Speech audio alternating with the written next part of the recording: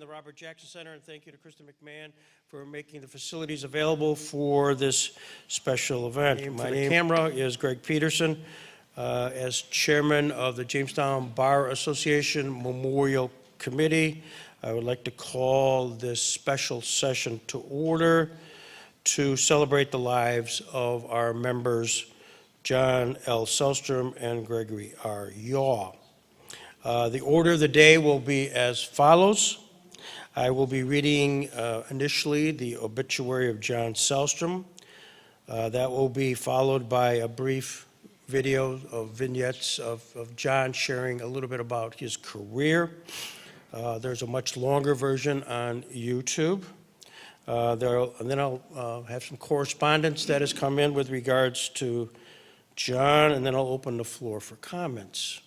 We will then conclude that part and similarly have an opportunity to celebrate the life of Greg Yaw through the reading of the obituary, a brief video, reading some correspondence, and opening up the floor.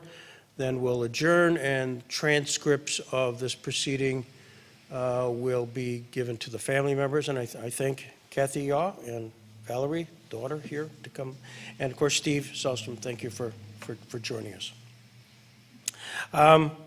Before I get started, just a note. Since we last met, two of our non-JBA colleagues passed away, and I just want to acknowledge that fact. One, Dan Polowy.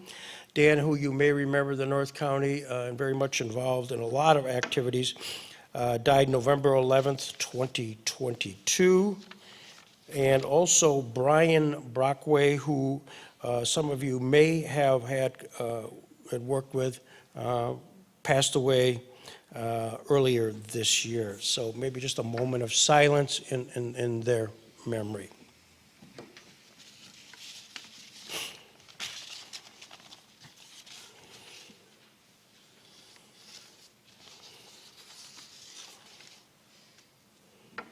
Thank you. With regards to John Sellstrom, John Lausterer Sellstrom, a dedicated husband, father, grandfather, and great-grandfather during his incredible 89 years of life, passed away on Saturday, September 9th, 2023. John was born October 23rd, 1933 in Jamestown, New York, to the late Elmer and Edna Lausterer Sellstrom. John attended the Governor's Academy in Massachusetts and studied at Nichols College before earning his Bachelor of Science in Economics at the University of Michigan. John went on to earn his Bachelor of Law and Doctorate of Law degree from the University of Wisconsin from 1956 through 1959. John served on active duty in the United States Naval Security Group and was later appointed as an associate government appeal agent for the Selective Service System to the Administration of the Military Service. He's a prominent attorney, as we all know, and that's why we're here today, and Swedish counsel. John began his illustrious law career with the Jamestown firm of Lombardo and Pickard, where he became a partner before starting his own successful law practices, of which he'll talk about in his video, including most recently the Sellstrom Law Firm. The obituary is long, and I highly recommend it, but for sake of timing, I will conclude on that. A couple of correspondences I've received. Dear Greg, unfortunately I'm out of town and unable to attend the memorial service for John Sellstrom, scheduled for Friday, November 17th, 2023. Please accept this submission, and I respectfully request that it be read into and made part of the record. I have known John my entire life, as John and Carol Sellstrom were close friends with my parents, Willard and Florence Cass. I believe they knew each other as practicing attorneys and eventually developed a long-lasting friendship through their tennis group. I have known John on both a social and professional basis. As a lawyer, I found John to be very well prepared, professional, and meticulous in the presentation of his cases. He was articulate, had a great sense of humor, and was often well entrenched in his legal position, as only a good Swede could do. Now, there's a degree of laughter here for the camera because we all agree with that. In conclusion, I want to share one fishing story. John had a beautiful farm with a picture-perfect pond full of trout. One day, John introduced some beautiful hatchery-raised 2-year-old brown and rainbow trout to his pond. The following day, he invited my father to come fishing. Well, it was like the farmer opening the door of the hen house so the fox could waltz right in. To John's dismay, you could see the look on his face. I think my father caught every single fish stocked that day. But John handled it with grace as John, Carol, Willard, and Floss cooked and ate the trout together that night. John and Willard continued to travel, play tennis, fish, and do things together, but the old Swedish farmer was wise enough to seal the coop as Willard never came back to catch more fish. I will truly miss John Sellstrom. He was one of the remaining members of an era who were people of integrity, individuals who made the practice of law a respectable and honorable profession, yet understood the importance of family. May he rest in peace, signed the Honorable Stephen Cass. Additional letter. To the Jamestown Bar Association Memorial Committee, Ray John Sellstrom. I am required to be in the New York City area on November 17th and would be remiss if I did not submit a few words for inclusion in the record of the proceedings in memory of John Sellstrom. To begin with, I want to extend my condolences to John's wife, Carol, and his children, John, Kristen, Karen, and Steve. I first met John in 1970 at a meeting of the Jamestown Bar Association. I can still recall he went out of his way to introduce himself and to welcome me to Jamestown. He knew that I was about to go on active duty with the Army JAG, and because he himself, a veteran, was most gracious. When I returned to Jamestown 4 years later, I would occasionally run into John and would always enjoy our many and varied discussions. At some point, we were on opposite sides of a lengthy litigation matter involving a local municipality that had undertaken actions his client opposed. While the tempers of our respective clients were sometimes hard to control, John at all times acted in a professional, courteous, and dignified manner. And while I may today forget how the case ended, what I do recall is that I had been left with a lasting and favorable impression of John's character as well as his outstanding legal abilities. Over the years, my wife and I would occasionally see John and Carol at various social events, bar association dinners, and theater locations in Jamestown, Buffalo, and Niagara-on-the-Lake. John would also find time to chat, and I would enjoy listening to the stories of his world travels. I do not want to embarrass his son, Steve, but I do want to note that after Steve joined his dad in their Jamestown law office, whenever I saw John, he would go out of his way to tell me how proud he was of his son and what a fine attorney he had become. On another note, John's involvement in numerous charitable, civic, and professional organizations within the community was an inspiration to all. Finally, I write these words on November 11th, Veterans Day, and it is only fitting that I thank John's family for John's time on active duty with the U.S. Naval Security Group and his service to our nation. The Naval Security Group traces its origins back to the first days of electromagnetic communications by the Navy. Its members dealt with naval cryptology during both World Wars, the Korean War and the years that followed. It fell upon Navy personnel and such units to assure the protection of communications between U.S. Navy ships, as well as intercepting such from foreign adversaries. In so doing, the members of such group, including John, helped to keep U.S. sailors out of harm's way. I thank you for allowing me to share my comments and again offer my condolences to John's family. Respectfully submitted, John Plum. And I think at this point we'll share a vignette of an interview I did with John in 2015. Were you destined to be a lawyer? I guess so, because when I was in the Navy, getting out of the Navy, Carol and I were married, and I thought I was going to get out of the Navy and come back to Jamestown and go into business or something of that nature. But what I had 2 degrees in business, but I took the business school tests, and I didn't do very well in that test, and then I took the law school test and I did very well. So that told me something. Your biography, you go to the University Wisconsin? I was discharged from the Navy in early December, and law schools at that time didn't accept you for entrance into law school in January. But there were two schools that did. One was William and Mary, and one was the University of Wisconsin. And so when I was going to be discharged, I had married Carol, and we had a baby on the way.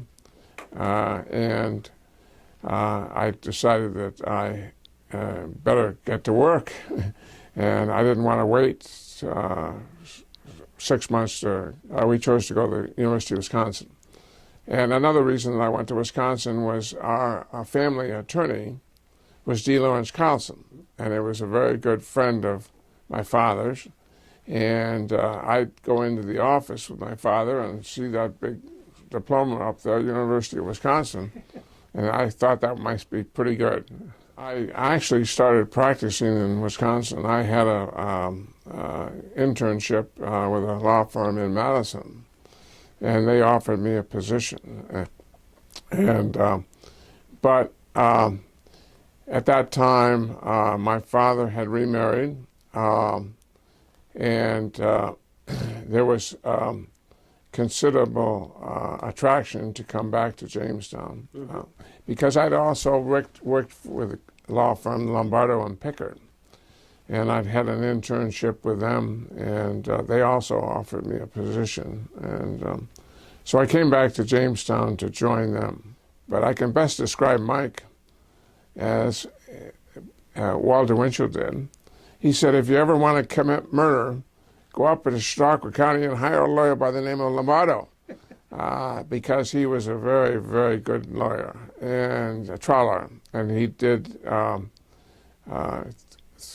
are all sorts of legends about him, and that I was very fortunate to come under his tutelage, because he was a great teacher. And Clarence Pickard was Clarence Pickard never went to law school. He graduated from Hamilton College, and his father was a lawyer here in Jamestown, and he joined his father in the practice of law, and his father taught him. And he was like someone like Jackson in a way, and but he never went to law school. But he was brilliant, and he would be a fellow that would, when I came back here, he'd say, well, I want you to look up this point of law. There was a case back in the 1920s, somewhere in that area, that said this, and I want you to find that case. Well, I dug and dug and dug, but sure enough, that case was there, and that was the point that he wanted me to research.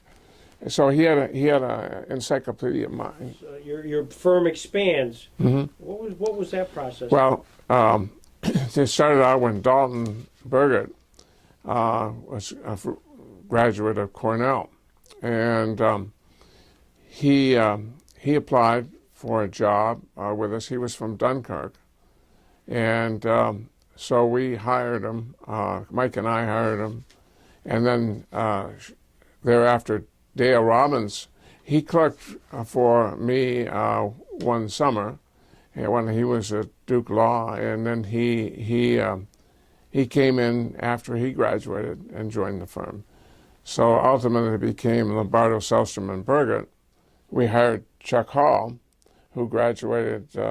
He's a CPA and also an attorney, and we hired him. This building, the Fourth and Pine, came available, and so basically I became a partner in the venture that bought this building.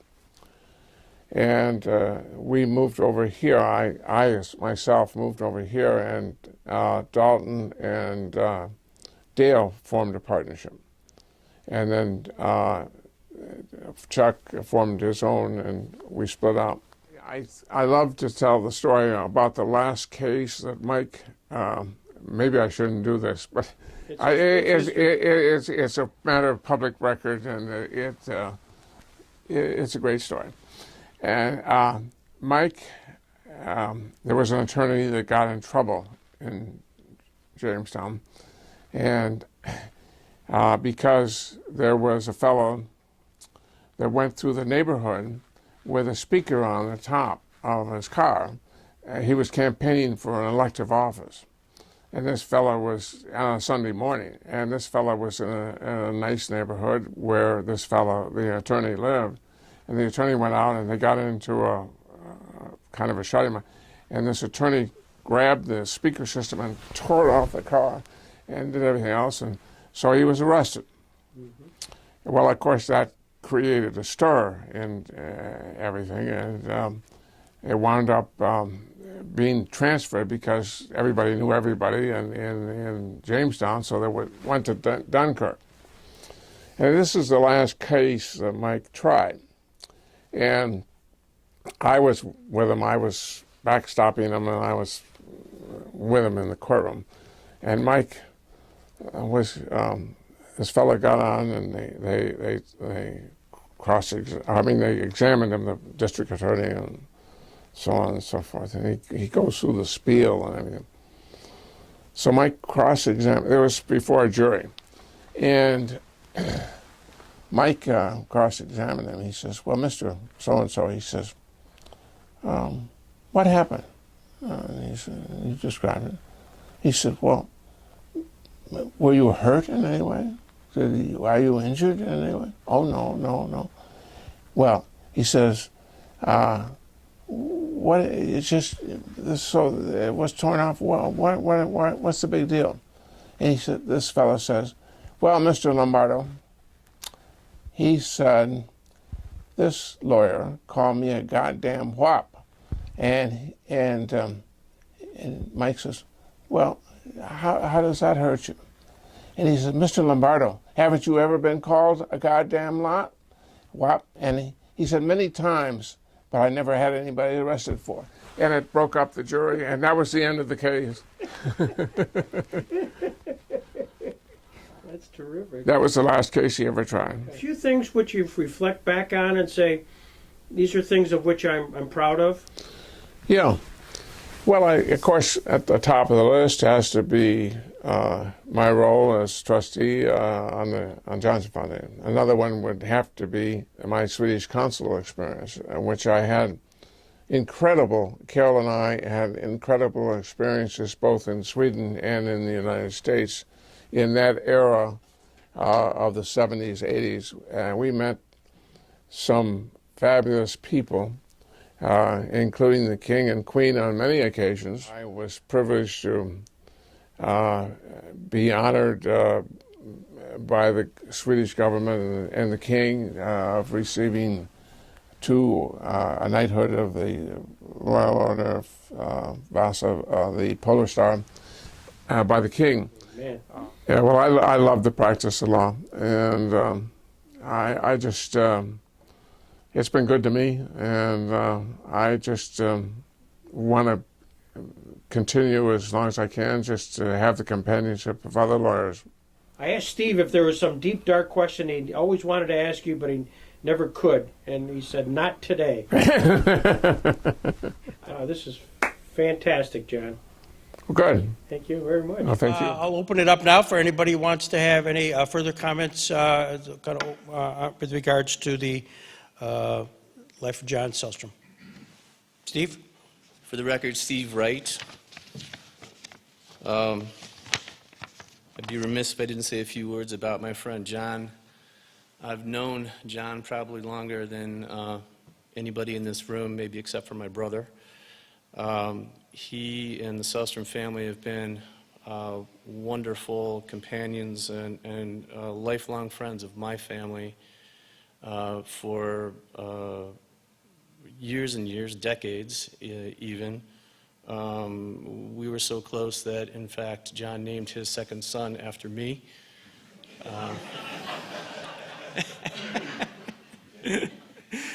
I could speak for hours about my fond memories and remembrances of all the good times I've had with John and his family. But today is for remembering John as an attorney. And as to that, was thinking about this morning. A couple of things came to mind that describe John to me as a lawyer. One is pride, and the other is collegiality. John was exceptionally proud to be a lawyer. He never apologized for that. And in this era where lawyers get their fair share of bashing, John wore his title proudly. And the other part of that, he was a great ambassador to the profession. I never went to a bar association meeting at the beginning when John was not present. He attended every Christmas party. He attended every summer picnic. He was the first guy to be there to congratulate you when anything good happened to you in the legal realm. Case in point, not sure how I came to be continue to be in possession of this, but pawing through my big oak desk, I found a letter from my friend John, dated November 14, 1991. Now, that was the same day that I got my notice that I passed the bar exam. Took it in June or July, got the notice in November, went down to the office, told my father about it. He immediately called John. John immediately penned a letter, and I received that letter 32 years ago tomorrow. And just to give you a flavor for what John was like with young attorneys, dear Steve, congratulations on passing the bar exam. All your hard work and effort these past years now result in entering a very distinguished and proud profession. When I first began the practice of law, my partner, Michael D. Lombardo, was fond of telling me that as an attorney, you see all sides of life. You run the gamut from representing the most downcast of our society to those who are at the pinnacle of our country. Doors open to you that allow an entry that is not otherwise available. And then he concluded that with something I always remember. In case your dad did not has not told you, the Jamestown Bar Association is a first-name bar, so from now on my name is John and not Mr. Sellstrom. It was within a couple of months after this letter that I found myself in surrogate's court arguing my first case against John Sellstrom on the top floor of the South County office building where Judge Willard Cash used to hold court. And John handed me my rear end in that case. I learned that day that the doctrine of indestructibility of contingent remainder interest was not alive and well in Chautauqua County. And we walked out of the courtroom, and I always remember he looked at me and he said, don't worry about it. He said, the law wasn't on your side. It will be in another time, and you'll win some and you'll lose some. So I'll conclude by saying I always think about a professor I had at Albany Law School, and any of you that attended Albany in the 70s or 80s no doubt came across a constitutional law professor named Frank O. Anderson. And he was a tough dude, right, Tom? He was a rough guy. It was the epitome of the paper chase professor. And he scared the heck out of us through the entire semester. And at the end of it, he gave us some parting words, and that's one of the very few things I remember in law school. And he said, the law is a noble profession. Be proud to be a lawyer and, go out and do good things. And John epitomized that. And for that and many other reasons, I will miss him. Thank you. Good morning. I'm Hope Fredrickson, for the record, and I had the privilege of working with John for about 19 years. He hired me as a law clerk. I had gone to the first year of law school and had lost my father, so came back to town thinking that maybe I would clerk or intern for a while and then go back to law school. But I had the privilege of being able to work with Lombardo, Sellstrom, and Berg at Dales here, and then continued on to work with John for a number of years after that partnership dissolved.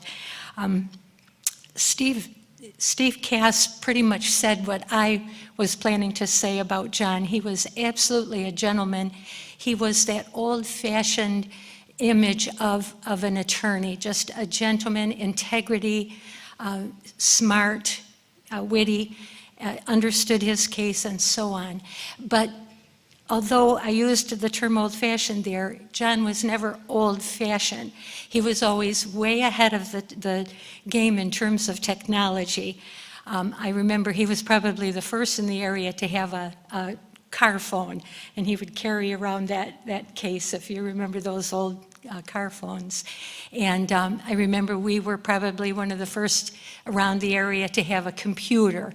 And I also remember him saying, it's just ironic because I'm absolutely non-technology. I fight technology all the way, but I remember John saying, gee, these fax machines look like they're going to be a pretty big thing. Do you think we should get one?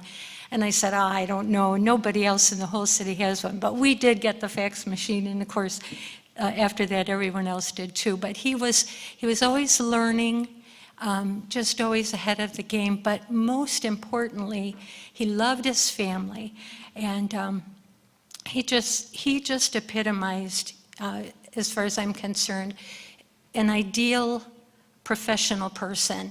He put his family first, but yet he was absolutely, his profession was very important to him, and he was absolutely professional in every way.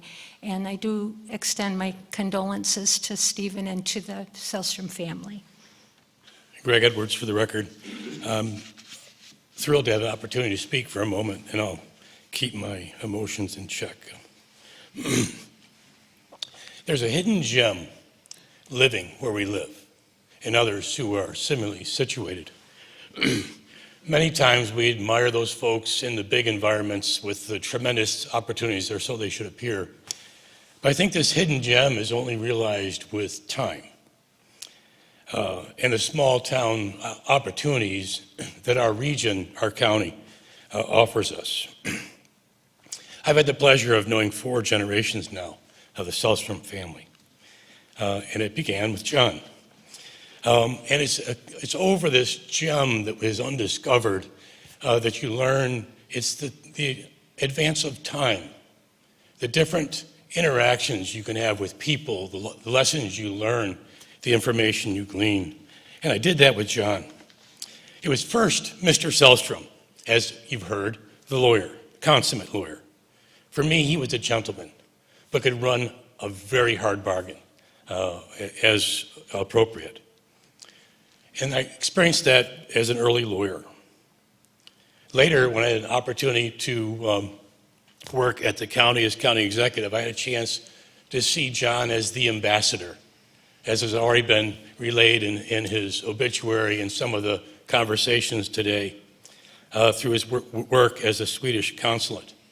How many people do we know and have interacted with that not only know a king, but through my personal interaction on one occasion at the airport in Chautauqua, I discovered that he not only knew the king, they knew each other. And there was a mutual degree of respect that was displayed very quickly and succinctly on that tarmac. So he's known and respected by a king. I also knew him as a sportsman, with a distinct pleasure of being part of the Sportsman's Club and seeing him in that environment, much different than the others. A wry smile, ready to laugh and tell a story, and engaging all around. I also knew him as a philanthropist in another role that I've had an opportunity to play, and how proud he was to represent the Johnson Foundation and how regularly he relayed back to the fact that the Johnson Foundation began because of two blue-collar, hard-working guys that were frugal and came to his office one day and as he'd been representing him, asked him if he would help them extend the generosity they had after their death, which he did as the executive director of the Johnson Foundation. But not only as the Johnson Foundation, I also discovered his deep commitment to those in need and his decades of commitment and generosity to the Salvation Army, amongst many others. Lastly, I got a chance to know John recently as the historian, and that was just a couple years ago. And I learned how proud he was of the history of Jamestown. And that occurred because the Gebbe Foundation purchased a building on the corner of 3rd and Main that John's family had purchased and owned for many, many years. And in his late 80s, he was able to recount with explicit detail the process in which that building had developed and had been enjoyed. Throughout all of that, has been stated, it was his family that was his priority. And he leaves a life well lived and a wonderful family with memories and a path to follow. Thank you. Well, I've got to have everybody have a glimpse of this. My name's Paul Andrews. I've been retired now for quite a few years, but before I went to law school, back in the 70s, I saw John Sellstrom in action. And it was a great case. At the time, I was working for Bob Laughlin in Westfield as an investigator, paralegal, whatever it took. And Bob was a Chautauqua guy, and he had two little old ladies come to his office one time. And this was, I think, summer of 78, maybe 79.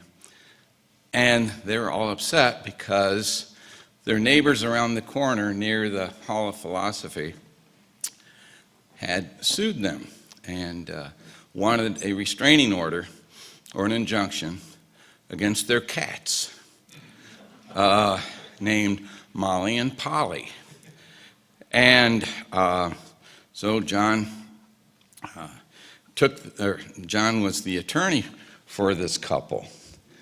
And Bob and I were reading the pleadings, and you could tell, I mean, Bob was a shoot-from-the-hip type gruff guy, but he really appreciated the artistry of the pleadings. And the main phrase that came to light was because these cats were going around to the neighbors and killing chipmunks that the neighbors loved to watch. And they treated their yard as a nature preserve and all that, and the cats were interfering with it. So John put in the pleadings and referred to Molly and Polly and their marauding band of cats. And so we filed an answer, and it all of a sudden it appears before Judge Leetown Adams on the initial hearing date. Well, Leetown wasn't really impressed with this, but that was the first time I appeared in court with Bob that I saw John Sellstrom. And very slim, gray suit, very smooth, very suave looking.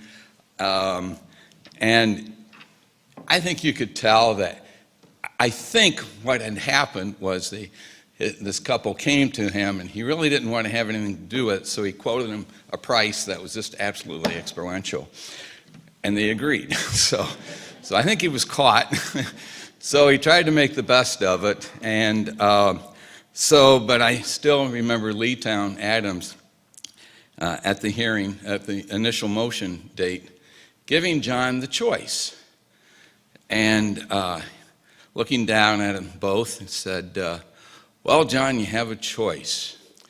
You can either have me to hear the case when we set a hearing date, the cat lover, or you can have Judge Cass hear the case, who currently is in Africa hunting big cats. Well, John thought about it and said, I'd rather have Bill Cass. So the date came, the hearing appeared. Now, understand, this was 77, 78, and I'd been involved as an investigator in the public defender's office a couple of years before that, where we had a lot of homicides, and so the court was full a lot. But I had never seen the court so full as on the date of this hearing. All the people in Chautauqua were taken up with this cause célèbre for these poor little old ladies. And there was John going through his proof and everything, and all of a sudden, Judge Cass gets up, starts walking the chambers, and this was in the county courtroom, and he points to John and Bob and says, come here. So they go into chambers. Now, I was not part of that, so I don't really know what happened, but the upshot was that Bill gave, after John came out and spoke with his clients and everything, gave them a chance to gracefully withdraw their application for a restraining order. So Molly and Polly were free to go marauding wherever they were that summer. So afterwards, I'd see John. I came to work on the 6th floor of the hotel when he was there, and then he left, but I would see him gracefully. He and I didn't practice in the same realm. He had a lot better cases than I did, but he never did criminal law, so or that much as far as when I was involved as an attorney. But always graceful, and I appreciate everybody's comments about him, because that pretty much fits what he was. Thank you. Steve Abdallah, just briefly, I enjoyed very much practicing with John, and I had the blessing of coming back to Jamestown, and as most of you know, practicing with my father, who was my primary mentor. But the way things worked in Jamestown as far as practicing law, really all of those attorneys, such as John Sellstrom, Sherry Cadwell, the Wrights, and Lula Destro, and you can go on and on. That older generation served also as your mentors. And I learned a lot from people like John Sellstrom, lawyers who were, as was said earlier, consummate gentlemen, and just very enjoyable to take a call from them. I also liked chatting with John about his travels and Kiowa Island and Hawaii. Just enjoyed any contact. Thanks. I'm Jay Reynolds Perlee, but everybody calls me Ren. I wanted to honor John Sellstrom today. I came back to practice law with my dad, Willard Perlee, and practiced with him for 26 years. And when I got there, he talked with me about a lot of different lawyers in Jamestown, and he said, John Sellstrom is one of the top lawyers, and he is not somebody that will say one thing and then change his mind. So I had maybe, a few, maybe 5, 6 real estate deals with John. And generally speaking, there's never a problem with real estate deals that's significant. And John was not the type of person, sometimes your clients are interested in really being hard-nosed, and John was not like that at all, even if that was what his client was wanting to do. So my dad said, this is one of the top attorneys in town. And I would see him, and when I was at lunch with my dad over at 210, and he, as other people have said, was really a friendly and the type of person who was not walking around thinking he was better than anybody else.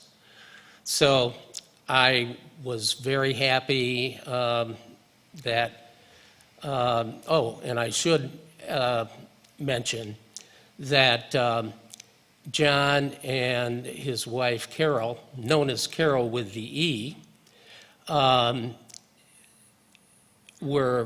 became close friends with my parents, and dinners back and forth and that type of thing.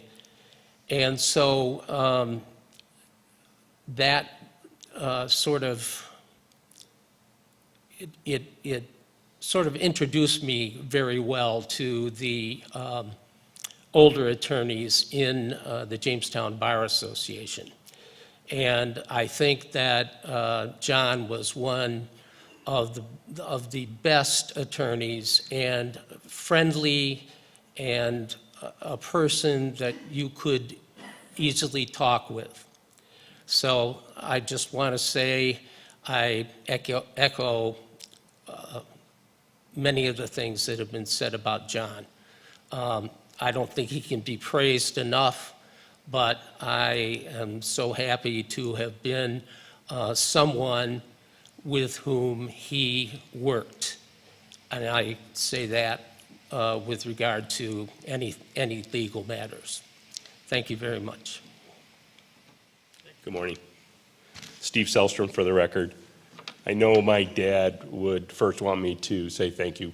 Thank you for coming, and thank you for remembering him, and I really appreciate it. It was great for me to see the video of my dad tonight and today, and it's difficult, no doubt about it. My dad stopped actively practicing law, I'd say, about 25 plus years ago. That didn't stop him from coming into the office every day while he could. And shortly after that, I took over his practice. Despite not actively practicing law, he maintained his Jamestown Bar Association membership, his New York State Bar Association membership, his American Bar Association membership, his court secure pass. And since I was paying the bills for these, I'd go to him every year and I'd say, Dad, you know, you're not practicing law anymore. How about we give these things up? And it wasn't even a thought. My dad's identity was so tied to being a lawyer. After almost 30 years of practice for myself, I understand that. When my dad would call anybody that he was first initiating contact with, he would always start the conversation with, "This is Attorney John Sellstrom from Jamestown, New York." And it represented the really two things my dad was very proud of. My dad was very proud of being an attorney, and he was also very proud of Jamestown, New York, and his part in a small town like ours. My dad hated lawyer jokes. He hated lawyer jokes. Because the theme of the jokes were always that the lawyers were either greedy or lacked integrity. And, you know, my dad practiced with a lot of fine gentlemen and ladies as fellow attorneys. And, you know, some of his best friends were attorneys. The Wright brothers, Bill Cass, you know, Sam Price Sr., Mr. Purley, all these wonderful gentlemen. And it's, I hope it's not an end of an age, but my dad, I think, stopped enjoying the practice of law because of the way things changed, and I appreciate that. That's just a generational thing. But he never stopped being a lawyer, and he never stopped enjoying practicing with you. So thank you very much for remembering him here today, and I appreciate all of your comments. Thank you. Oh, I've got to set the record straight. I'm sorry. Steve Wright and I were named after Steve Cass. I was not named after Steve Wright. Thank you. We will move on to the celebration of the life of Gregory R. Yaw. I'm so glad to have Kathy here and Valerie. Thank you for coming. Gregory R. Yaw, 72 of Bustye in Portland, New York, died at his Lake Erie home on Friday, September 29th, 2023, of complications of multiple myeloma.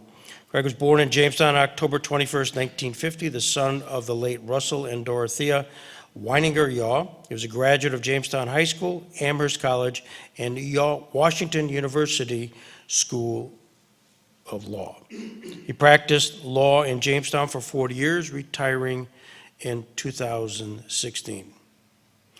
Greg was a lifelong swimmer and an avid skier, sailor, and cyclist and kayaker. There's more in the obituary. I direct that attention to. In fact, Elliot Ramondo, who I believe is here, sent those obituaries out to everybody. At this point, I'd like to show just a brief interview that I did with Greg just a few years ago, where he talks a little bit about his practice. But before that, Ed, if I could, let me read just a note that I did receive on Greg Yaw. To the Memorial Committee, I will be in New York City on November 17th and would be remiss if I did not submit a few words for inclusion in the record of the proceedings and memory of Gregory R. Yaw. At the outset, I want to extend my condolences to Greg's wife, Kathleen, his son, David, and daughter, Valerie. I think it is fair to say that all of us who practice law in the Jamestown area going back to the 1970s had a deep respect for Greg's serious approach to the law, his dedication to detail, and his in-depth understanding of the various facets of real property law. I served as village attorney in Randolph for over 30 years. I believe it was sometimes in the late 90s, and Randolph was in the process of moving forward with a sewer project. Randolph was to be the lead agency, and the project would extend into East Randolph. I requested the village to retain Greg to serve as co-counsel with me. He would assure the appropriate easements over properties were prepared and obtained. When property owners refused to accept the consideration offered for the easements in question, Greg and I worked together on initiating eminent domain proceedings that I would eventually bring before the court in Little Valley. This project went on for about 2 years. We worked closely together over the period of time, and I can tell you that the project was successfully completed due in large part to Greg's outstanding efforts to assure compliance with the various statutes involved in the process. In addition to the Randolph matter, Greg and I worked together for many years in another capacity. I served as school attorney for Southwestern School District for approximately 15 years. During a good portion of that time, Greg was a member of the school board. Whenever I was present at a school board meeting, it was always my impression that Greg approached his role as board member in a very professional and serious manner. His input at meetings was always extremely well thought out and contributed to rational discussions of topics before the board. Perhaps what impressed me the most, though, was the fact that he knew he was wearing the hat of a school board member and not that of an attorney. He would not try to second guess or put down any of the legal recommendations I might make as counsel to the board. That is not to say that reasonable questions would not be asked and addressed, but to emphasize such were always done in a professional and courteous fashion. Over the years, I came to value his support and looked upon him as a team player who always looked out for the best interest of the district. We worked well together in our different roles. Greg, without a doubt, a credit to the legal profession, and will be missed by those with whom he worked for so many years, myself included. In closing, I thank you for letting me share my comments, and I again extend my condolences to Greg's family. Respectfully submitted, John K. Plum. With that, we'll show a brief. Were you destined to be a lawyer? Was that something that you were? No, just the opposite. Yeah.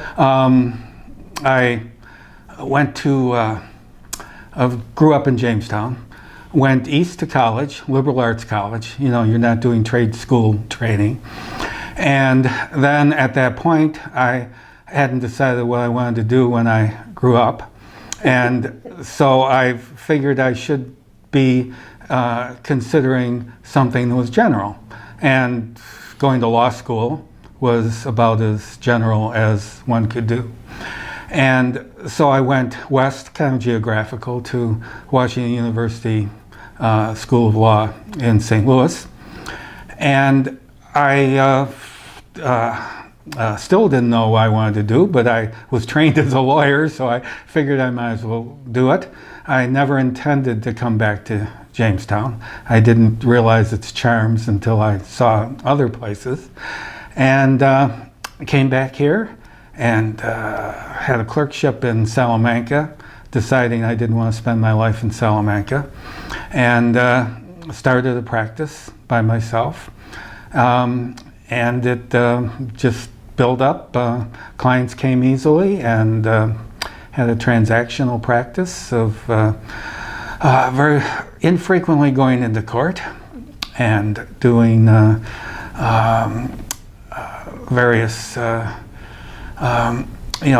real property transactions, estates, business, etc., with kind of a specialization in big timber transactions and sewer and water districts. When you actually practiced, did you pass the bar in Missouri? Did you take the bar here in New York? I came back to New York, yeah. Why Salamanca? I applied to various places, and that's where it was, and that's where I got the situation that I wanted to do, and it was a good thing for a year. What was the firm? It was Homer Hutchison. When you start out by yourself, I terminated what I was doing in Salamanca I think it was at the end of June of '76, and I just told Homer I was quitting, and we were being supported. He wasn't paying me very much, and we were being supported by Kathy, who was working for ABM. And the day I quit, she came home and said that they had terminated her division, her election systems division. So we decided it was a good time to take a vacation. So we got in the car and took a long trip out west and had a good time, and then came back here in September. I opened an office. With our last $50, we threw a party, and away we went. I borrowed money for the practice, paid it back in 3 months, and I was making a living. Where were you located? Furniture Mart building. Okay. Joe Gerasi as county executive, was appointed as the administrative head of the districts. And one of the first things that he said to me was, "Don't tell me what I can't do. Tell me how to do what I want to do." And I think, serving a client, there's a lot to that. Right. There's a lot of provisions of the law. It isn't, just as Homer Hutchison found out, it isn't just a straightforward thing that this is the answer, this is a book like looking at a catechism or something. It's something where a lot of times there's interpretation. So I tried as much as I could to enable a client to accomplish what they wanted to.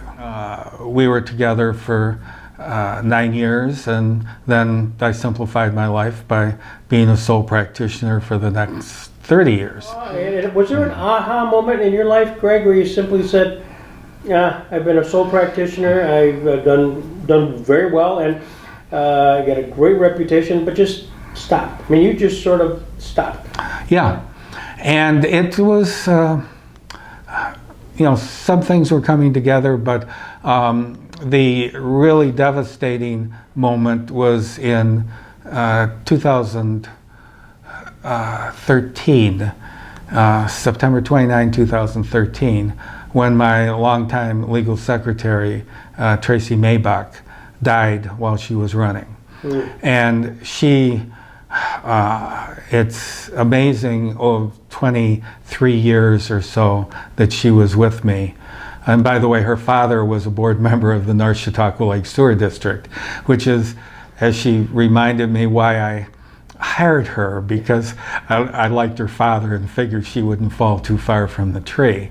But she died suddenly, and it was devastating. And I figured I would go on, keep practicing. But without that support, it was very much less. Then in 2016, the idea of trying to acquire somebody and get them integrated in the way I do things just seemed to be too much. I was 66 years old. Why do this for how much longer? And so I decided to stop. My wife has skills, so she was able to deal with the working out of that, but it was just, she did not want to do that for the indefinite future. So the rules of wrapping up a practice are very detailed, and I followed them closely and wrapped it up, and Fesson and Laumer and D'Angelo took over my files. And well, I'm glad to come in. I hope it's interesting. You dredge things out you don't think of every day. There is a longer version of that from concerning Greg, and I had a privilege of working with him professionally, personally, and on a variety of things, including Kind Tone movement. For those that are interested and want to know all about, here's to know about a cult that occurred in Kind Tone in the 1850s.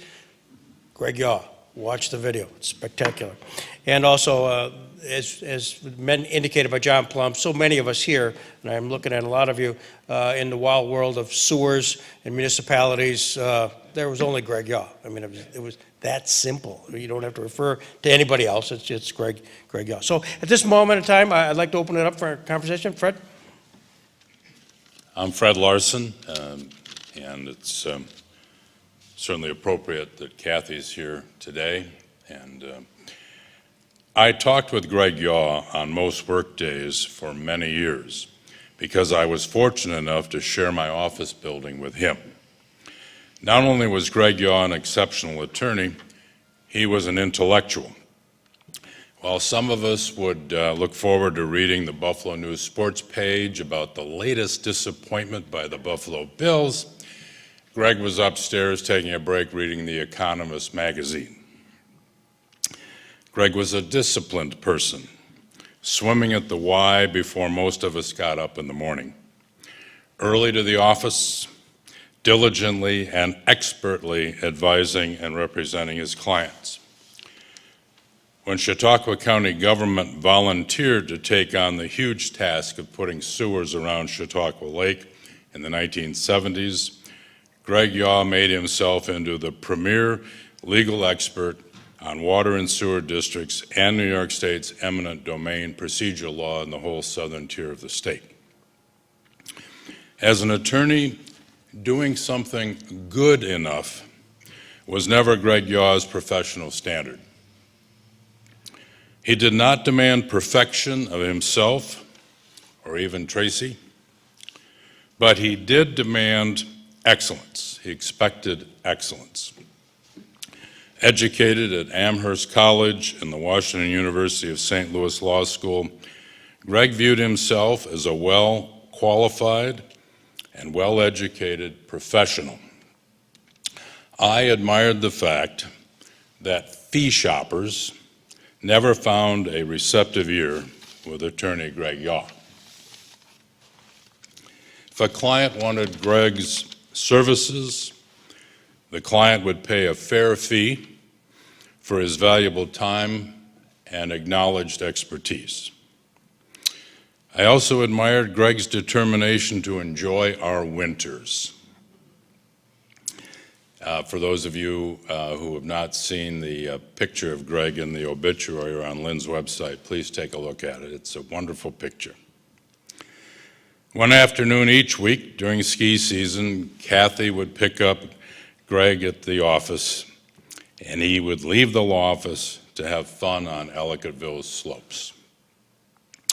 We have lost a decent, intelligent, thoughtful member of our profession, and more importantly, a valuable member of our community. Thank you. John Samuelson. Greg had an office next to mine for, I guess, 9 years, I'm finding out now. I didn't know exactly how long it was. Back in the end of the last century. And although we had very few interactions with each other, we had many discussions and did many things involving new technologies. He was very much involved in the most innovative things. He had the first memory typewriter, he had the first laser printer, he had all of these things, and I would always be over in his office and he'd show me what they were, and I'd ask him how much they cost and could I get them in my office because they look great. And we had a lot of fun with that, and we didn't have a lot of discussions about law, but we did have the opportunity to talk a lot about the technology involved in law, and I enjoyed his company very much at the office. And in addition to that, I had the opportunity to experience some of his athletic abilities. He and I competed together in the Battle of the Businesses in a swimming event, and he was one hell of a swimmer. And he brought us in to a first place, and we also, I was just learning a little bit about downhill skiing, and I had done a little bit of practicing with that, and on a Super Bowl Sunday, as I remember, there was a blizzard going on, and Kathy and my wife and I went over to Holiday Valley, and we skied on that day, and that was one of the best experiences I've ever had in skiing. And I remember him telling me how much he really wanted to be out west skiing on those downhill slopes and how much he really enjoyed that, that adventure of skiing out there. I regret that I didn't see him too much more after he moved, but I really enjoyed his company and I enjoyed doing things with him. And Kathy, I'm very sorry that he passed away so much earlier than he should have. That's all. Thank you. For the record, Greg Edwards, referencing some remarks I made earlier, it was a distinct pleasure to do business and live in the community we lived in. Practicing law, I really had very little interaction with Greg, but echoing many of the remarks, the professionalism was clear throughout his work. I had the distinct pleasure of having a locker at the Y just around the corner from him for decades. And it was clear that he lived a life committed to many good things, but one of them was his commitment to himself, his fitness, and his capacity to continue to enjoy what he loved so much, which was swimming, which was just alluded to. It was interesting because this interaction continued long after he began to have health issues, and the word that comes to me is perseverance. Because very rarely when I was there for any strength of time was there a time when he was not there, despite the fact everything he was going through. In addition to the perseverance of continuing in that regimen was also his ability to always see the bright side of things. I had no conception other than the words of what he was going through. But when he would present himself there at lunch, at noontime, as it was his ritual, as I've tried to make mine, he was always anxious to hit the pool, and he was always anxious to share a moment just in conversation. I will always remember that, a special guy, living his life to the max. Thanks. Tom Price. I'll start with a little ski story. I hadn't skied in 20 plus years, and Greg was, we knew each other pretty well, and he would coax me to go out and ski, and finally did one night, and went to Holiday Valley, and I sort of followed him around like a baby duck, had my rental skis, and he takes me to the top of a hill. I don't remember which one it was now, but he said, just follow me, no problem. So I followed him, and I fell heavily. So twisted my knee, and so Greg comes by, and he says, can you stand up on it? And I got up, I said, yeah, I think so. And he said, just keep skiing. You won't be able to stand up tomorrow, but this will be worth it.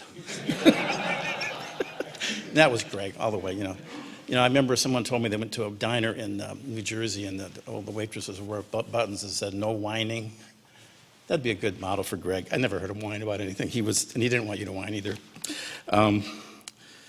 He and I shared another thing in common, which was real estate law.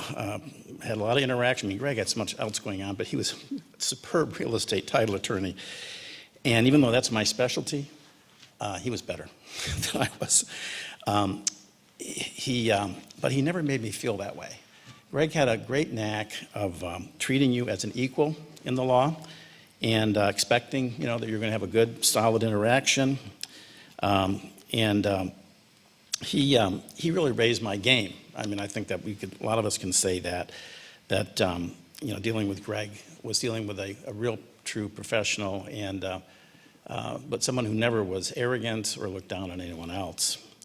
There's an old saying, there's no substitute for brains, right? Someone said that. And Greg had his share, But I always think of him, when I think of Greg, as someone who really took advantage of that gift that he had. He was a very smart guy. My wife tells the story that when she first met Greg at some social event, we were driving home and she said, "That guy's scary smart, isn't he?" And I said, "Yeah." But don't be afraid of him. He's a great guy, because he's a very bright guy. And his work product was so good.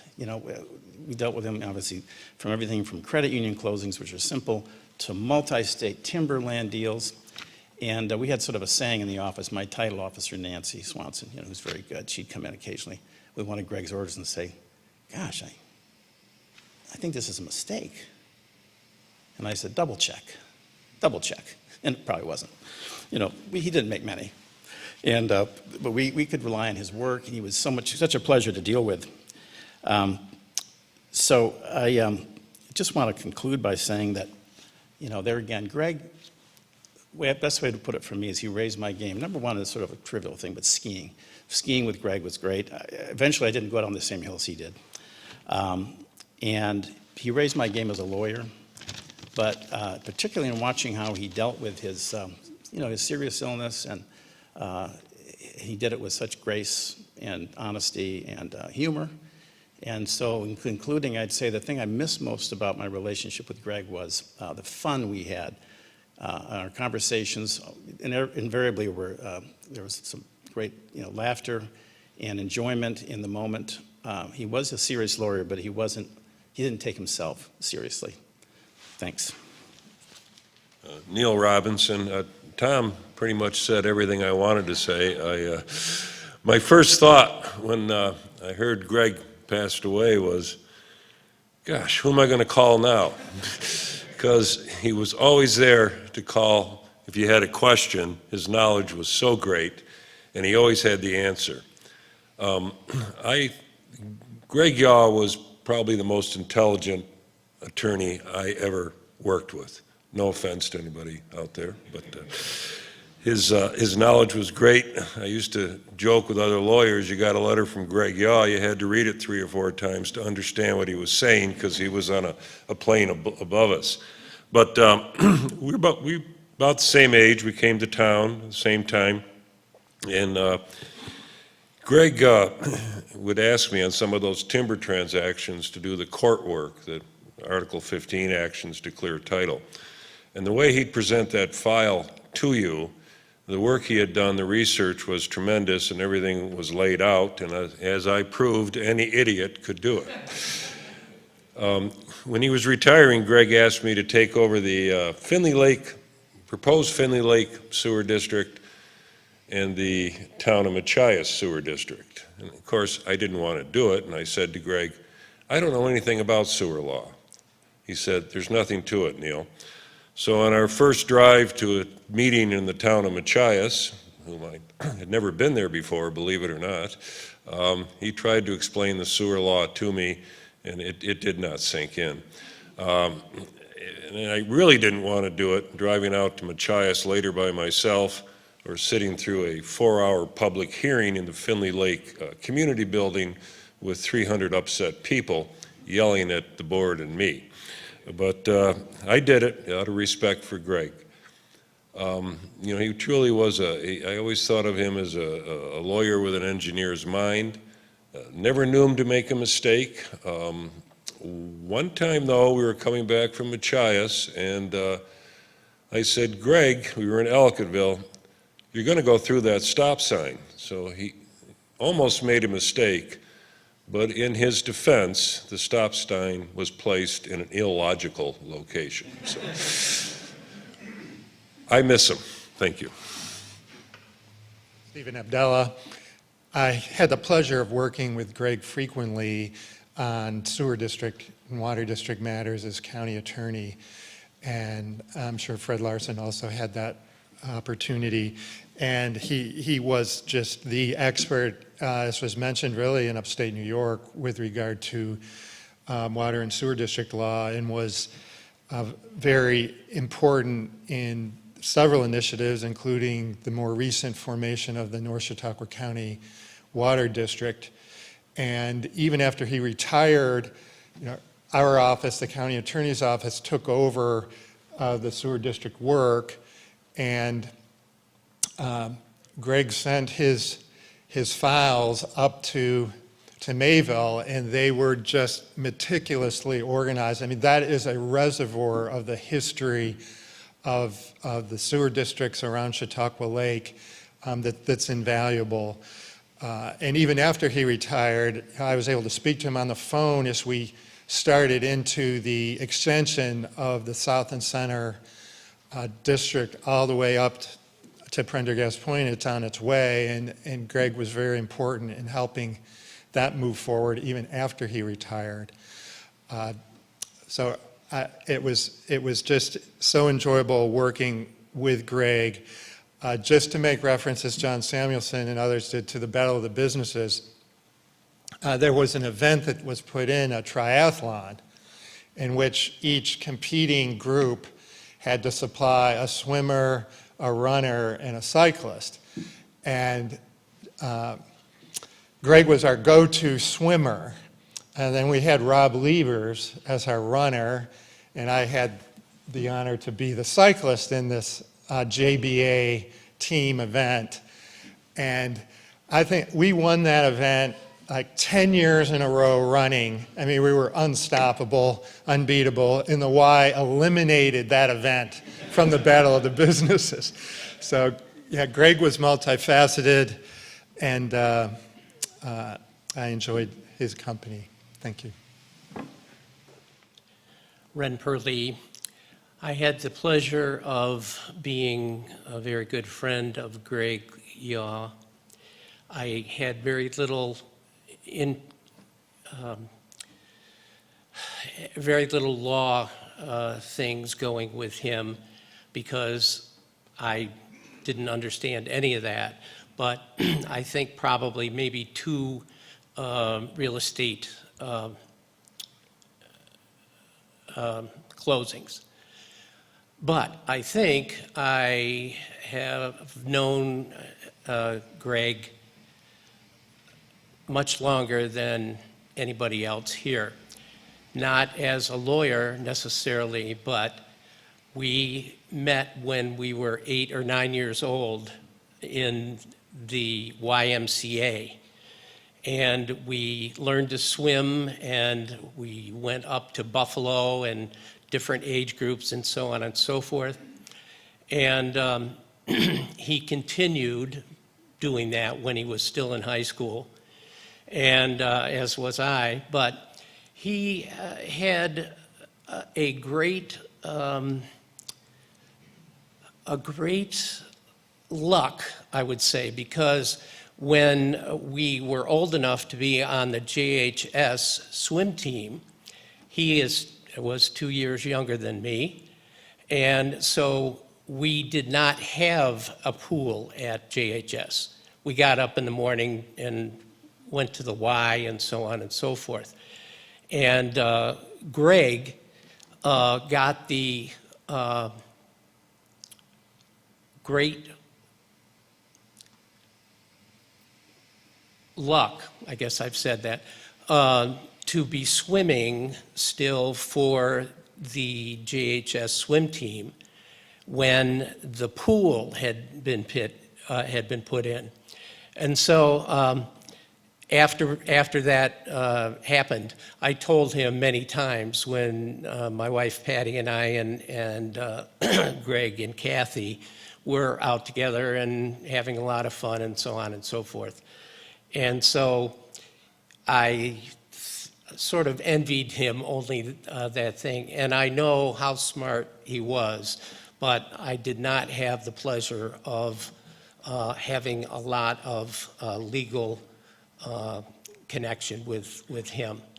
I honor him as a wonderful human being and someone who was taken away from his family and from the rest of us.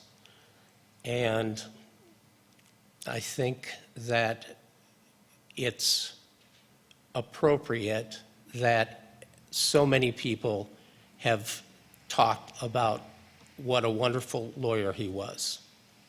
Thank you. Thanks, Ryan. And to Kathy and Valerie, just so you know that the attendance here today is remarkable.